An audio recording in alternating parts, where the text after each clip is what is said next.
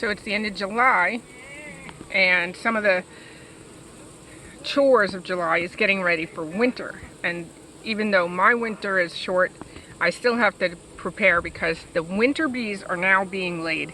July, August, that's your bee central of winter bees.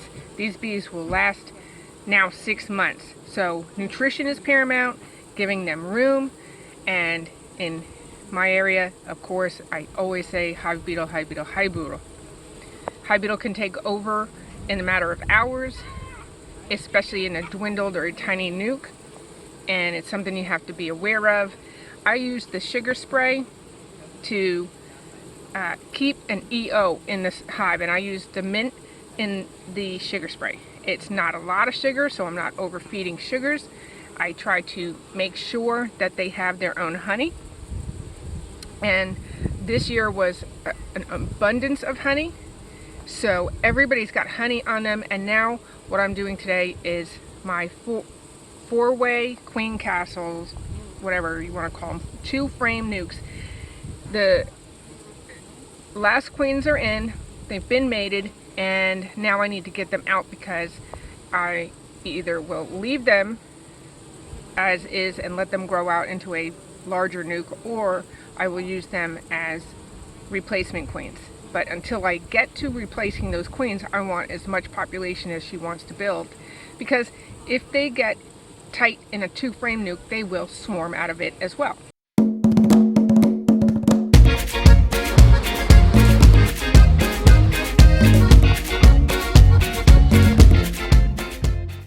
I've been watching some videos where they have trying to draw a comb in July, and that's a lot of sugar feeding. So your sugar can work to your advantage, but you have to know that sugar-fed bees over the long term are shorter-lived bees. So unless you absolutely have to have comb, you should be feeding them just the honey that you should not have taken. I don't think it's good practice to just take honey because it's more expensive and then turn around and feed sugar to the bees and then expect them to make it through winter. Not as a strong hive and then come through and do it all again next year. So on my travels around my mating yard, 2 in the same 4-way didn't come back mated, and actually are looking closely like a laying worker. 1 or 2 have very odd building. So here we have like these weird appendages that they were trying to build. They look like they're trying to build queens. There's no way for them to build a queen, so there's no reason to leave that alone. And if I shake them, they fly back. So instead of that, I'm grabbing a queen from a mated nuke, and I'm going to put her in a push-in cage. And I'm going to leave her on her frame that I got her. So this is her frame, and I'll get her on the back of it.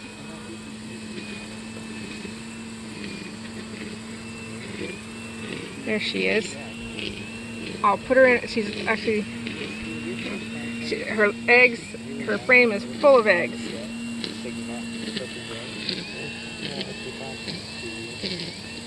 She's going to be in her push-in cage. I'm going to put her in a push-in cage. Normally in a push-in cage you don't put any workers. I'm going to not worry about the worker situation and go ahead and put her in her cage.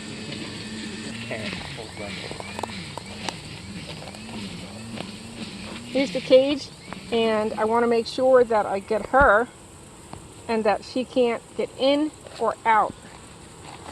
So there's the cage. It's black comb, so it's a little harder. Come on, girls, get out of it. Push it in so that they can't just get her. She's right there in the middle. Can you see her in there?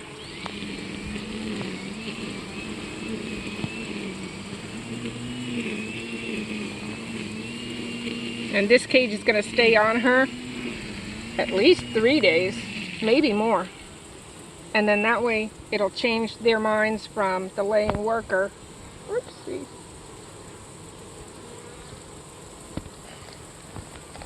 to a queened hive. Because I can't do anything else with these bees anyway. You can't, if I was to put this frame into a laying queen's hive, any one of these girls could be the laying worker. You can't tell. You just can't tell. She could be the queen layer. She could be the queen layer. So we'll just lay them back, shake them in.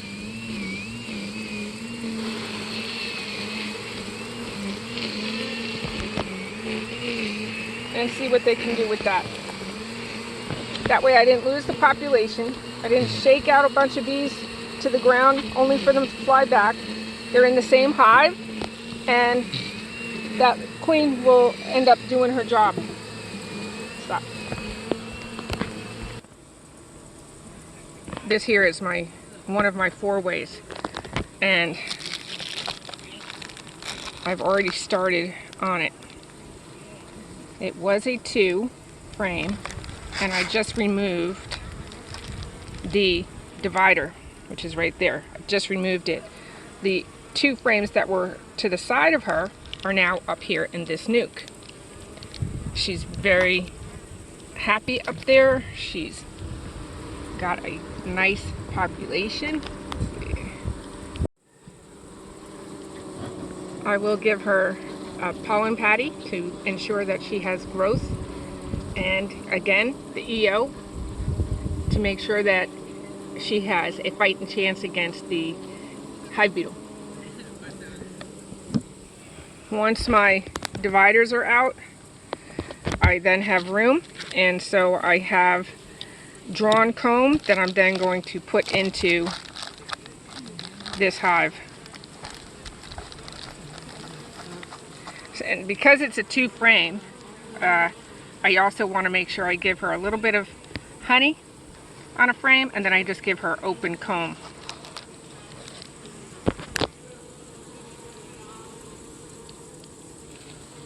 This here is the little bit of honey.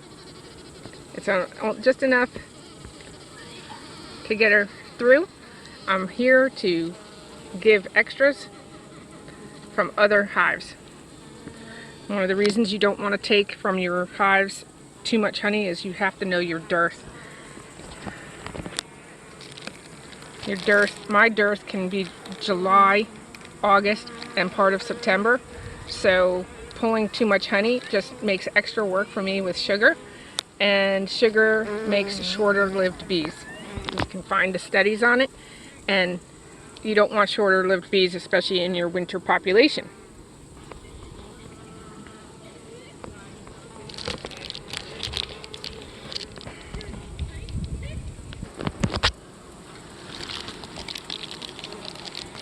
So here it is, the removable divider. Just gave her, I took it out, now she has room for 4 frames, which makes her definitely a viable nuke to then build out more.